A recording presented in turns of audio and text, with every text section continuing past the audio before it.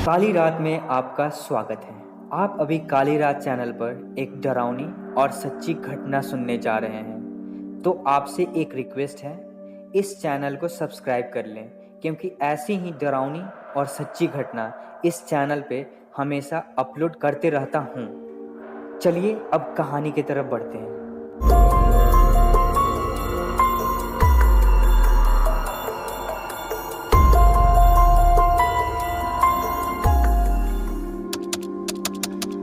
ये कहानी अभी से लगभग 25 से 30 साल पहले की है।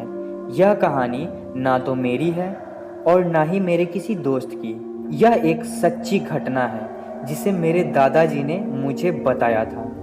वो महाराष्ट्र के किसी शहर में काम करते थे और उनके साथ और भी लोग थे जो वहीं रहकर काम करते थे। और उनके ही एक दोस्त थे जो रिक्शा चलाया करते थे। उस समय रिक्शा और ठेला ही ज़्यादा हुआ करता था, तो वो अपना रिक्शा उस शहर के एक चौराहा पे लगाया करते थे और किसी बस के आने का इंतज़ार करते थे, ताकि कोई बस आए तो उसमें से जो सवारी उतरे तो वो उस सवारी को लेकर उसके घर या वो जहाँ कहता वहाँ लेकर जाते और उसे वहाँ अपने रिक्शा पे बिठाकर छोड़ दिया करते थे। और जो भी उनका किराया होता उससे वो अपना गुजारा करते, क्योंकि उस समय किराया भी ज़्यादा नहीं हुआ करता था।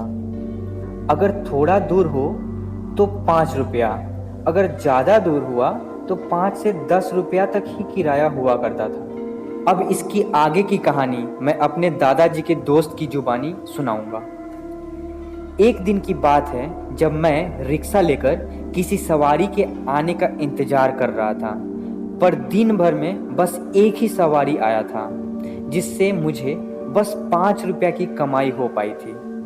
तो मैं सोच ही रहा था कि कोई और आ जाता तो कुछ और पैसा मिल जाता। इसी चाह में मैं वहाँ रुका हुआ था। मुझे रुके हुए काफ़ी टाइम हो गया, पर कोई सवारी नहीं मिला। कुछ सवारी आए भी, पर वो किसी दूसरे के रिक्शा से चले गए। अब रात के लगभग 10:30 हो चुके थे, पर अभी भी मुझे कोई सवारी नहीं मिली थी। अब रात काफ़ी हो चुकी थी, तो मैंने सोचा कि अब यहाँ से चलना चाहिए। अब कोई सवारी नहीं मिलने वाला। आज मेरा किस्मत ही खराब था जो दिन भर और रात तक बस 5 रुपया ही कमा पाया।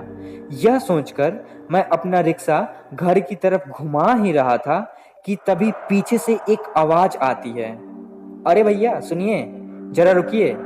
जब ये आवाज़ मेरे कानों तक आती है तो मैं पीछे मुड़कर देखता हूँ, तो मुझे 2 आदमी दिखाई देते हैं जो एकदम सूट पैंट जूता मोजा में थे और उनके गर्दनों में सोने की चैन चमक रही थी। देखने में ऐसा प्रतीत हो रहा था कि वो दोनों बड़े घराने से थे और काफ़ी अमीर थे, और नहीं तो वो दोनों किसी कंपनी के मालिक लग रहे थे। वो दोनों लोग मेरे करीब आते हैं और कहते हैं, भैया क्या हमें आप शमशान वाले रास्ते तक पहुंचा दोगे? मैंने ये सुनते ही बोला, हाँ हाँ क्यों नहीं, मैं तो किसी के आने का ही इंतजार कर रहा था, क्योंकि आज मेरी कमाई हुई नहीं है और अब घर जा ही रहा था तब तक आप लोग आए। पर तभी मैंने उनकी बातों को अपने मन में दोहराया, भैया क्या आप हमें शमशान वाले रास्ते तक पहुंचा दोगे? शमशान वाले रास्ते? यह बात सोच के मेरे रोए खड़े हो गए। रोए इसलिए खड़े हो गए क्योंकि शमशान वाले रास्ते में लोग अकेला दिन में भी जाने से डरते हैं, और ये दोनों लोग इतनी रात में वहां जाने के लिए कह रहे थे। मैंने एक बार फिर उनसे कहा, शमशान वाले रास्ते में जाना है? फिर उन दोनों लोग ने अपना सिर हिलाते हुए कहा, हाँ हाँ अब मुझे ना चाहते हुए भी जाना ही पड़ेगा, क्योंकि इतना देर से सवारी का ही इंतजार कर रहा था और उनको जाने के लिए हाँ भी कर दिया था। मन में अपने आप पे थोड़ा गुस्सा भी आ रहा था कि क्यों बिना ठीक से सुने हाँ कर दिया था, और डर भी लग रहा था उधर का नाम सुन के। फिर भी मैंने उनको अपने रिक्शा पे बैठने को बोला और कहा कि साहब आप लोग इतनी रात को उधर जा रहे हो तो आपका भाड़ा 15 रुपया लगेगा। वो लोग बिना कुछ कहे रिक्शा पे बैठ गए और चलने को कहा। मैं उनको लेके शमशान घाट वाले रास्ते की तरफ निकल गया। उस रास्ते से मैं रात में पहले कभी नहीं गया था, बस इस रास्ते के बारे में दूसरों से सुना था और आज इतनी रात में मैं इन्हीं रास्तों से जा रहा था। उस वक्त रास्ते पे एकदम अंधेरा छाया हुआ था। 4 कदम के आगे कुछ दिखाई नहीं दे रहा था। मैं कैसे भी अपना रिक्शा अंदाज से चला रहा था और उस वक्त मेरे मन में बस वो सारी बातें चल रही थी जो इस शमशान वाले रास्ते में हो चुकी है।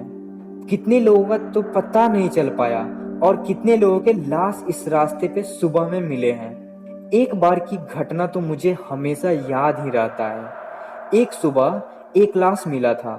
उसके दोनों हाथ अलग बिखरे पड़े थे, दोनों पैर अलग थे और सिर का क्या बताऊं, सिर तो धड़ से अलग था ही, पर उसमें से उसके दोनों आंखों को नोच लिया था और बहुत सारे नाखूनों के निशान पड़े हुए थे। उसका चेहरा एकदम खौफनाक लग रहा था। इतना बेरहमी वाला मौत मारा था किसी ने उसको। नहीं नहीं नहीं, किसी ने नहीं। दरअसल लोगों का कहना है कि इस रास्ते में भूतों का बसेरा है, वही ये सब करते हैं। ये सब सोचते हुए मैं आगे बढ़ ही रहा था कि तभी पीछे से एक आवाज आया, आपका नाम क्या है? अचानक से यह सुन के मैं तो डर ही गया था, पर बाद में ख्याल आया कि ये तो उन दोनों लोगों में से किसी की आवाज़ थी जिनको मैं लेके जा रहा हूँ। मैंने अपना नाम बताते हुए उनको कहा, क्या साहब अचानक से ऐसे बोले कि मैं तो पूरी तरह से डर ही गया था। आपको इस रास्ते के बारे में नहीं पता है क्या कि ये रास्ता और शमशान कितना खतरनाक है? उन दोनों ने कहा, हाँ हमें सब पता है, हमसे बेहतर कौन जान सकता है। अभी वो इतना कह ही थे कि तभी मेरे रिक्शा का पैडल टूट गया और मैं गिरते गिरते बचा। इतनी रात थी और चारों तरफ अंधेरा ही अंधेरा था। वहां से शमशान घाट बस कुछ ही कदम आगे थी। मुझे अब इतना डर लगने लगा था कि मैं रिक्शा से नीचे उतरना नहीं चाह रहा था, पर वो दोनों लोग थे तो डर थोड़ा कम था। मैं कैसे भी नीचे उतरा और वो पैडल को जैसे तैसे लगाया। फिर आगे बढ़ने ही वाला था कि उन दोनों में से एक साहब ने कहा कि आप हमें यहीं उतार दो, हम लोग अब चले जाएंगे। मैंने डरते हुए कहा, साहब यहाँ उतरोगे आप लोग, आगे शमशान है।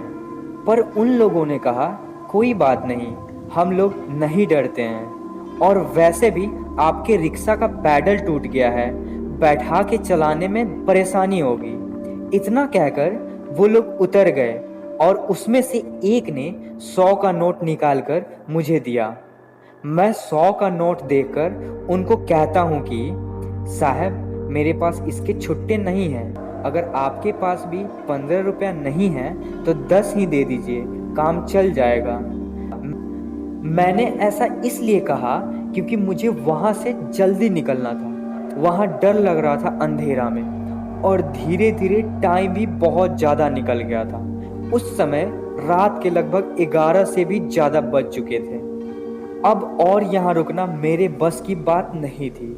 फिर उन्होंने 100 का नोट देते हुए कहा कि ये पूरे रख लो आप, छुट्टी देने की ज़रूरत नहीं है, ये आपके ही हैं। इसमें से आप इसका पैडल भी ठीक करा लेना, और हाँ आप रोज़ हमें लेने के लिए वहाँ रात को आ जाया करिएगा और यहाँ इस रास्ते में छोड़ दिया करिएगा। हम आपको रोज़ इतने ही पैसा दिया करेंगे। देखने में जितना वो लोग धनी थे, उनका दिल भी उतना ही अच्छा था। मैंने उनको बोला, ठीक है साहब, मैं इंतज़ार करूँगा आपका वहाँ। और फिर 100 का नोट लेकर जल्दी से मैं अपने घर चला गया। उस रात घर जाकर चैन की नींद आई। मैंने ये सब बात किसी को नहीं बताई थी और बताना भी नहीं चाहता था। फिर अगले दिन में कुछ कमाई हुई और रात होते होते मैं उस चौराहे पर उन दोनों लोग का इंतज़ार करने के लिए आ गया। कुछ देर में वो लोग आए और चुपचाप बिना कुछ कहे रिक्शा पे बैठ गए और चलने को कहा। मैं उनको लेकर फिर उसी शमशान घाट वाली रास्ता के लिए निकल गया। शमशान आने से पहले ही वो लोग उतर गए और मुझे 100 का नोट दिया। फिर वो लोग आगे बढ़ गए। फिर मैं वहाँ से अपने घर के लिए निकल गया। ऐसा लगभग 6 से 7 दिन ही हुआ था। मेरे पास अब पहले की तुलना में काफ़ी ज़्यादा पैसा हो गया था। इन 6 से 7 दिन में उन दोनों लोगों से मुझे 6 से 700 रुपए की कमाई हो चुकी थी। मैं इतना रुपया 3-4 महीने कड़ी मेहनत करके भी नहीं कमा सकता था। मेरे पास इतना पैसा हो जाने की वजह से मैं बहुत खुश हो गया था और अभी तक ना तो मैंने किसी दोस्त ना ही घर वालों को बताया था। मैंने इन सभी पैसे को कैसे खर्च करना है ये भी सोच लिया था और अब मैं इतना आलसी हो गया था कि दिन में रिक्शा भी नहीं चलाता था। बस रात में उन दोनों साहबों को लेने के लिए जाता था और वो जहाँ कहते वहाँ छोड़ देता था। फिर उनसे 100 का नोट मिलता, उससे लेकर घर आ जाता था। मेरे में अब आलस इसलिए आ गया था क्योंकि मैं सोचता था कि जब इन दोनों साहबों से एक दिन में 100 रुपया कमा ही लेता हूँ तो ज़्यादा मेहनत करके क्या होगा। ऐसे ही चलता गया। वो लोग आते, रिक्शा पे बैठते और फिर शमशान घाट से बस थोड़ी दूर पहले उतर जाते थे। वो साहब लोग बड़े आदमी थे और मुझे इतना पैसा भी देते थे, पर कभी कुछ कहते नहीं थे और मैं तो एक छोटा मजदूर इंसान हूँ, तो मैं भी उनसे कुछ नहीं पूछता था कि वो लोग कहाँ से आते हैं और फिर शमशान घाट वाले रास्ते से इतनी रात में कहाँ जाते हैं। मैं बस अपने काम पर ध्यान देता था। उन लोगों को उस रास्ते में छोड़ता था और 100 का नोट लेके चुपचाप उस अंधेरे से निकलकर अपने घर चला जाता था। पर एक दिन मैंने सोचा कि ये दोनों लोग इतनी रात में उस शमशान घाट वाली रास्ते में क्यों जाते हैं और क्या करते हैं। तो मैंने ये तय किया कि कल रात मैं उनके पीछे पीछे जाऊंगा और देखूंगा कि ये लोग कहाँ जाते हैं और क्या करते हैं। फिर अगली रात मैं रिक्शा लेकर उस चौराहे पे गया और उन दोनों साहबों का इंतजार करने लगा। वो लोग लगभग 10:30 बजे तक वहां पहुंच गए थे। फिर रिक्शा पे बैठे और मैं रिक्शा लेकर फिर से शमशान घाट वाले रास्ते की तरफ धीरे धीरे बढ़ गया। शमशान आने के ठीक थोड़ी दूर पहले वो लोग हमेशा की तरह उतर गए और मुझे 100 का नोट दिया और वो लोग उस अंधेरे रास्ते में आगे बढ़ गए। उस रात मुझे पता लगाना था कि ये लोग कहाँ जाते हैं और क्या करते हैं, तो मैं भी उन दोनों लोगों के पीछे धीरे धीरे रिक्शा लेकर बढ़ने लगा।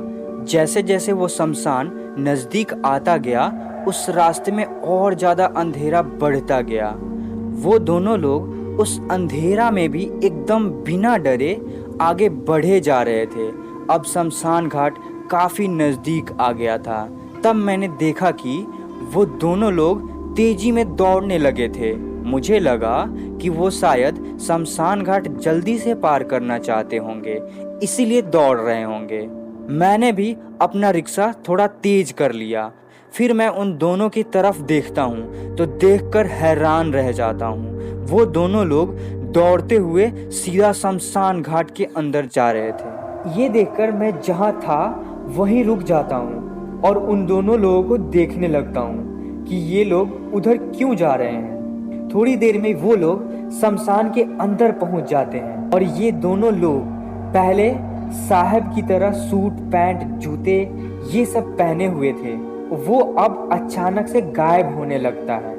थोड़ी देर में वो लोग एक बहुत ही भयानक भूत जैसे बन जाते हैं और दोनों जोर जोर से हंसने लगते हैं। ये सब देखकर मैं इतना डर जाता हूँ कि मेरा शरीर कांपने लगता है और मुझे कुछ समझ नहीं आ रहा था कि मैं अब क्या करूं। फिर मैं देखता हूं कि उस शमशान में किसी का लाश पड़ा हुआ था। उस लाश का बस आधा शरीर ही था और आधा शरीर ऐसा लग रहा था कि कोई उसे नोच नोच के खा गया हो। वो दोनों भूत उसी लाश को देखकर जोर जोर से हंस रहे थे। उनकी हंसी इतनी तेज थी कि मेरे कानों से सहा नहीं जा रहा था। फिर मैं जो देखता हूँ ये मैंने आज तक सोचा भी नहीं था। वो दोनों भूत उस लाश को पकड़कर अपने हाथों और दांतों से नोचने लगते हैं और खाने लगते हैं। ये सब कुछ देखने के बाद मुझे इतना डर लग रहा था कि मैं अब वहाँ एक पल भी रुक नहीं सकता था। फिर मैं डरते डरते अपना रिक्शा जैसे ही घुमाना चाहता हूँ कि तभी उस दोनों भूतों में से एक का नज़र मेरे तरफ पड़ता है और वो मुझे देखकर एकदम गुस्से में खौफनाक आवाज़ में चिल्लाते हुए मेरे तरफ दौड़ने लगता है। मैं यह देखकर और डर जाता हूँ और रिक्शा को वहीं छोड़कर मैं रिक्शा से कूदकर और भागने लगता हूँ। वो भूत भी मेरे पीछे पीछे दौड़ने लगता है। मैं सोचता हूँ कि अगर थोड़ी भी लेट हुई तो मेरी जान चली जाएगी इन भूतों के हाथों। फिर मैं और तेजी में भागने लगता हूँ और पीछे मुड़कर एक बार भी नहीं देखता हूँ। मैं दौड़ते दौड़ते उतना अंधेरा में भी उस चौराहे तक पहुँच जाता हूँ जहाँ पे मैं रिक्शा लगाया करता था। रात काफ़ी हो चुकी थी पर फिर भी एक दुकान खुला हुआ था। मैं सीधा उसी दुकान में जाता हूँ और रुक जाता हूँ। मेरे शरीर में उतना ताकत नहीं बच पाया था कि मैं उस वक्त किसी को कुछ कहूँ या बैठूँ। मैं वहाँ आते आते गिर जाता हूँ और बेहोश हो जाता हूँ। जब सुबह में मेरी आँख खुलती है तो मैं देखता हूँ कि बहुत लोग वहाँ आए हुए हैं और कुछ मेरे दोस्त भी हैं। फिर मैं वो सारी बात शुरू से लेकर और कल रात तक की एक एक घटना सबको बताता हूँ। तब मुझे उस दुकानदार से पता चलता है कि वो दोनों लोग आज से 2 महीने पहले इस शहर में किसी रात को आए थे और वो लोग कोई रिक्शा या ठेला ढूंढ रहे थे घर जाने के लिए, पर कोई रिक्शा वाला रात में उनको लेके नहीं गया। तो वो लोग अकेले और पैदल ही अपने घर जाने लगे और उन दोनों को उस शमशान के बारे में पता नहीं था, तो उसी रास्ते से चले गए। पर सुबह में उन दोनों का आधा आधा शरीर मिला उस शमशान में। तब से उन लोगों का आत्मा ऐसे ही भटक रहा है और वो लोग ऐसे ही रिक्शा वाले को बोलते हैं वहां तक पहुंचाने को। यह सब सुनने के बाद मैं कभी उस शमशान घाट वाले रास्ते में नहीं गया और रात होने से पहले ही अपना रिक्शा लेकर घर आ जाता था। दोस्तों, यह कहानी आपको कैसी लगी कमेंट बॉक्स में ज़रूर बताएं और हमारे साथ जुड़े रहने के लिए हमारे चैनल को सब्सक्राइब और बेल आइकन को ऑन कर लें ताकि मैं जब भी कोई वीडियो अपलोड करूं तो उसका नोटिफिकेशन सबसे पहले आपके पास जा सके। अरे रुकिए रुकिए, जा कहाँ रहे? अगर यह वीडियो आप रात में देख रहे हैं तो आपको हॉन्टेड गुड नाइट।